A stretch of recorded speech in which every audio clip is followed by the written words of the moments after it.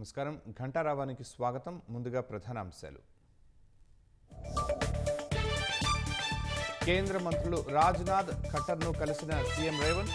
రక్షణ భూములు, పీఎంఏవై ఇళ్ల మంజూరుకై విజ్ఞప్తి.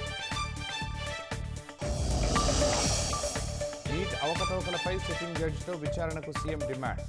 సిబిఐ పేరుతో కేసును అణగదొక్కుతున్నారని ఆరోపణ.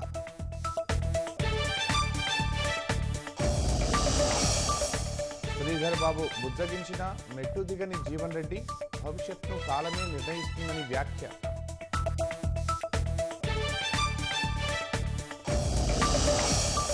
పార్టీలో నెలకొన్న నైరాశ్యాన్ని తొలగించేందుకు కేసీఆర్ కసరత్తు.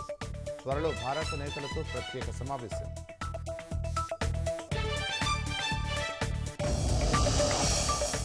లోక్సభ స్పీకర్ ఎన్నికపై భాజపా సంప్రదింపులు ముమ్మరం. నేడు రానున్న స్పష్టత, అందుకు అనుగుణంగా విపక్షాల అడుగులు.